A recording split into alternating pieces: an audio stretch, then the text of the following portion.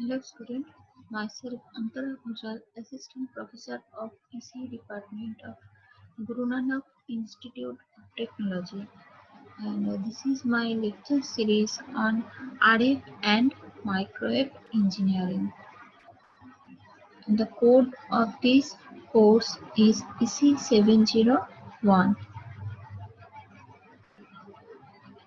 which is in 7th semester of BTech course of Electronics and Communication Engineering Department. Now, this is the course name, that is RF and Microwave Engineering, and the course code is EC701. The total lectures of this course are 34. Now, there are some course objectives. What are the course objectives of this subject? That is, distinguish the RF and microwave spectrum, planar transmission lines, and high frequency circuit elements. Second one is determine the microwave passive components and scattering matrix representation. Third one is illustrate the microwave tubes, semiconductor, microwave devices. Fourth one is justify the microwave application and typical microwave test bench.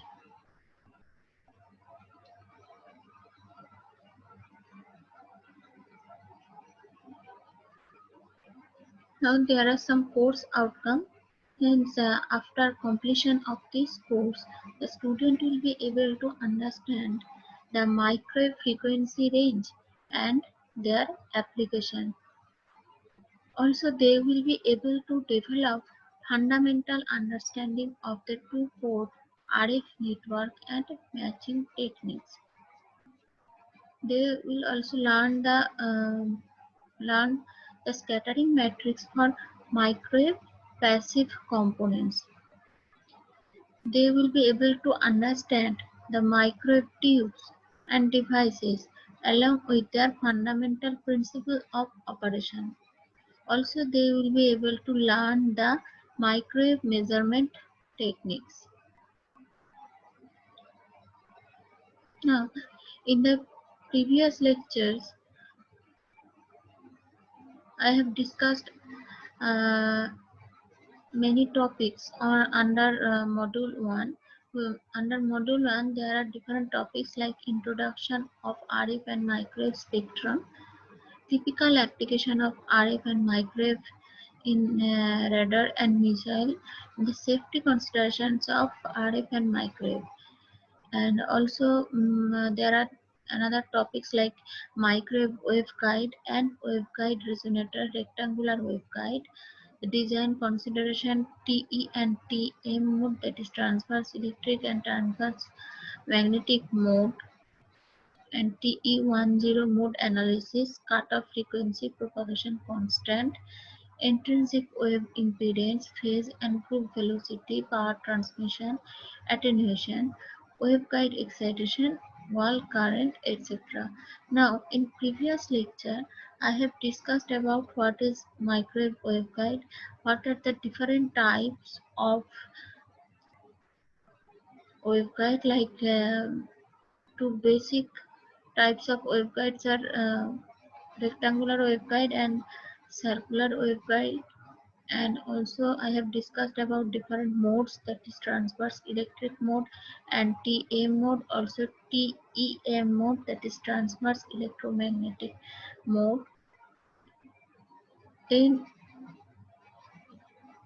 the analysis of transverse magnetic mode and the analysis of transverse electric mode, which I have discussed in previous lectures.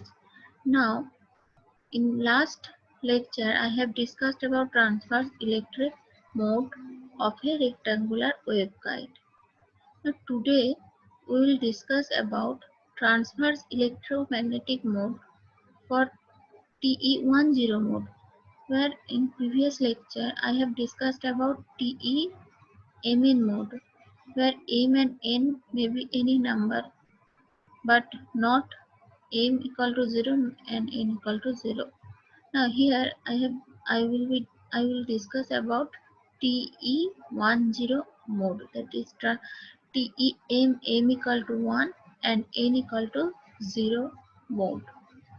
Now for transverse electric mode, if we consider the general equation of transverse electric mode, that is TE mode equal for TE mode HZS equal to H0 cos m pi by A x cos n pi by B y into e to the power minus j beta z. That is the basic formula. Now, if we consider that TE10 mode,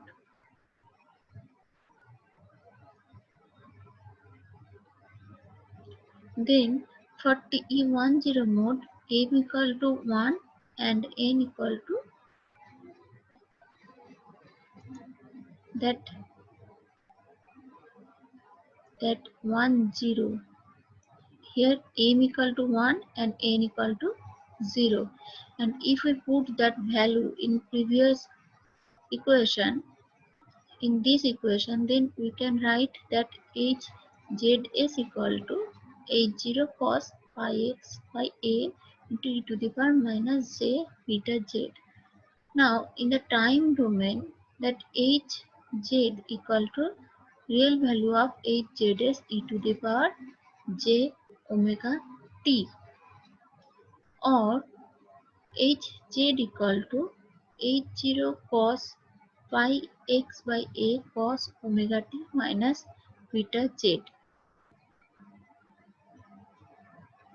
So similarly, we can write for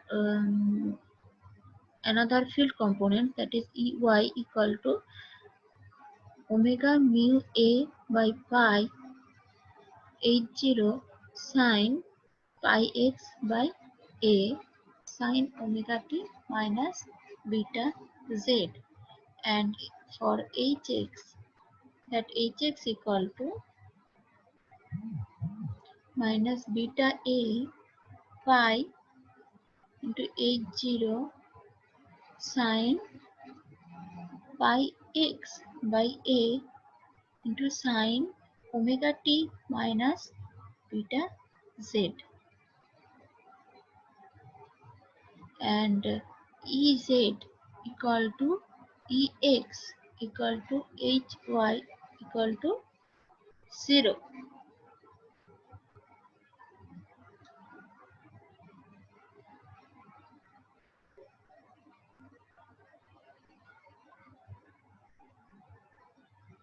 Now, the variation of this electric and magnetic field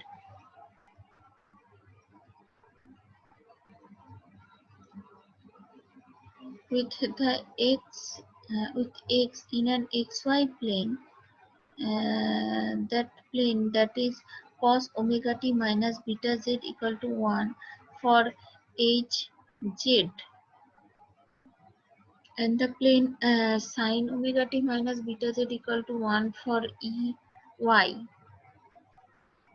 and Hx, that is shown in this figure.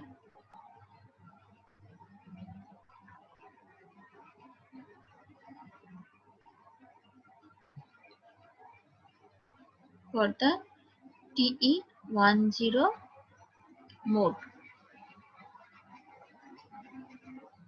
and the corresponding field lines are shown in this figure. Here the field lines for TE10 mode,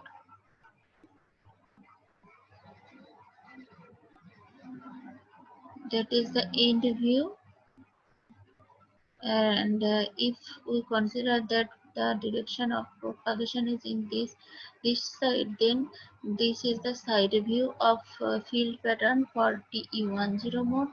And if we see from top section, then we can see that if the direction of the propagation in this direction, in z direction, then this is the top view of the thin lines for TE10 mode.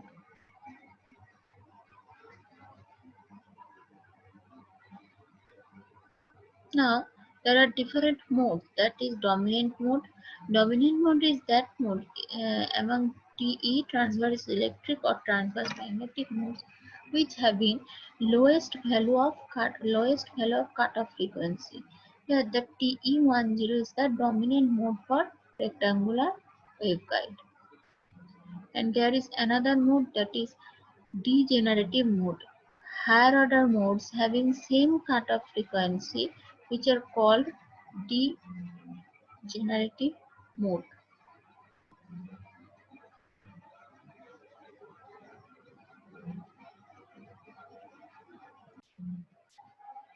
Now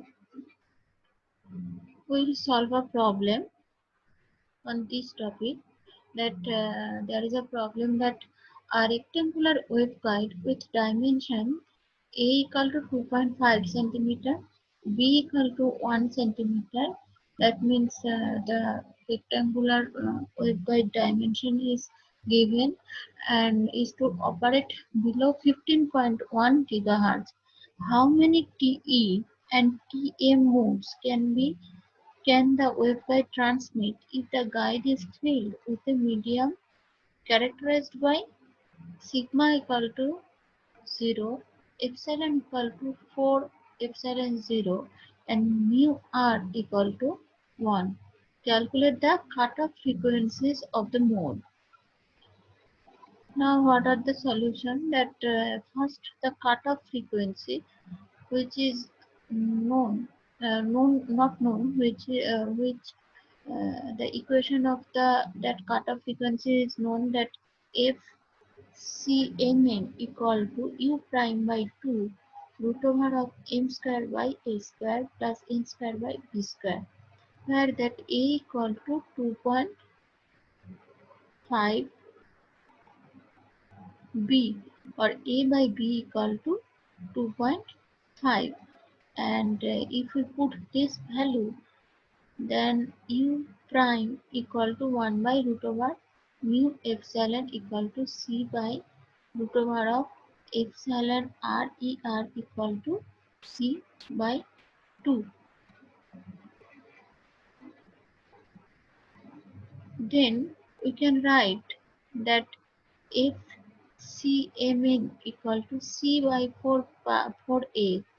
If we replace this value and this value in this equation, then we can write that FCMN equal to C by 4A root over of M square plus A square B square into N square, A square by B square into N square, that is equal to this. If we put all the value, that C, A, M, not M, A, B and C, okay, and here in this equation M and N are present.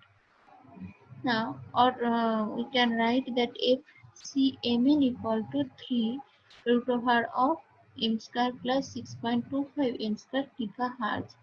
Now, here we are looking for that FCMN less than 15.1 gigahertz. Now, a systematic way of doing this is to fix M or N and increase the other until FCMN is greater than 15.1 gigahertz, because in the problem it is given that FCMN less than 15.1 gigahertz. Then we have to increase this until when the FCMN is greater than 15.1 gigahertz. Now, if we use this equation, that is the evidence that fixing M and increasing N will quickly, from this equation we can see that if we fix M and if we increase N, then this equation quickly give us an FCMN that is greater than 15.1 gigahertz. For that MTE01 mode, that means M equal to 0, N equal to 1. If CMN is equal to 3 into 2.5, that is equal to 7.5 gigahertz. Next, TE, here we have considered that M is fixed and N is varying. That's why here TE02, that M equal to 0 and N equal to 2. We are increasing the N part, that is M equal to 0 and N equal to 2. Then FCMN equal to 3 into 5, that means 15 gigahertz. In next condition, M is fixed, that is 0, and N is increasing, that is 3. Then FCMN equal to 3 into 7.5 equal to 22.5. Thus, for that, we can see that FCMN less than 15.1 gigahertz, the maximum value of N is N equal to 2. We now fix N and increase M until FCMN is greater than 15.1 gigahertz. For that purpose, if we consider that TE10 mode, when M equal to 1, N equal to 0, then FCMN equal to 3 gigahertz. If TE20 mode, then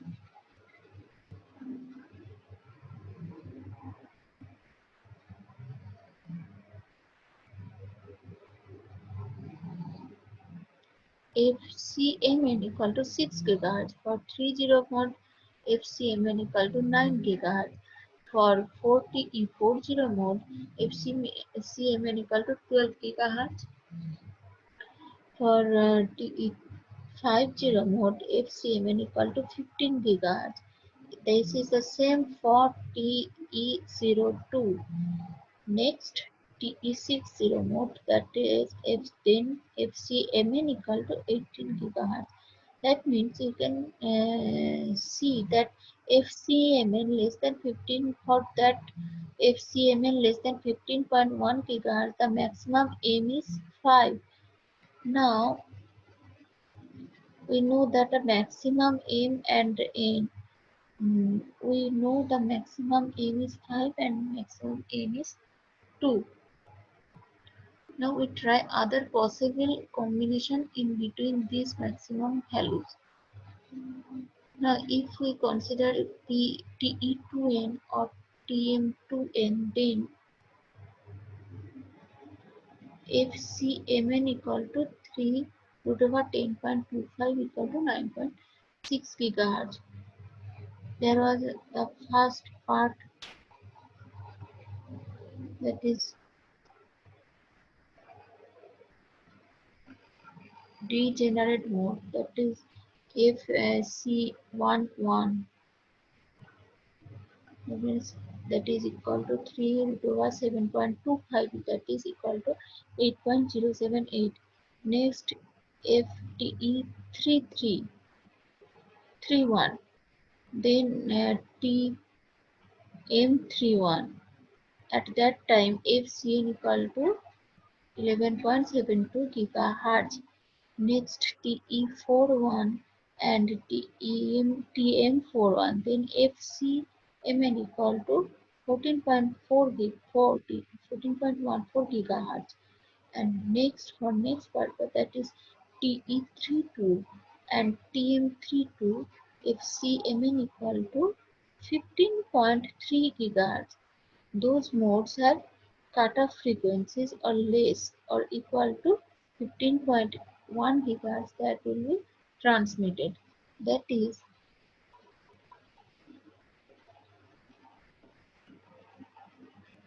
we can see that 11 TE modes and 4 TM modes, all of the above this mode except TE12, TM12, TE60 and TE03. Except these four modes, all the modes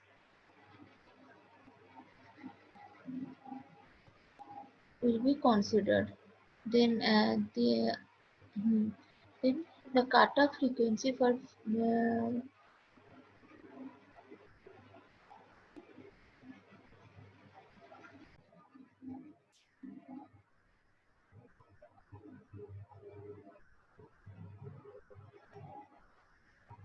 next we have to calculate the cutoff frequencies, and we can calculate the cutoff frequency from the equation for all these 11 plus 4 15 modes. And after calculating the cutoff frequency, we can draw this figure. This is the cutoff frequencies of rectangular waveguide with a equal to 2.5 b.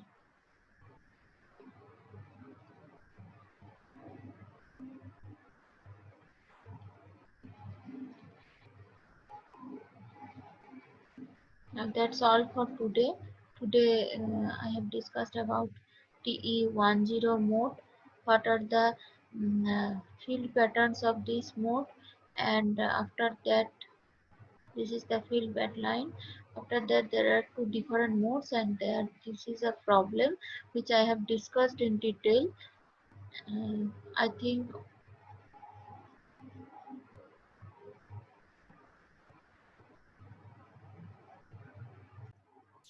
the problem is clear to you, but if you have any query you can mail me. Okay, that's all for today.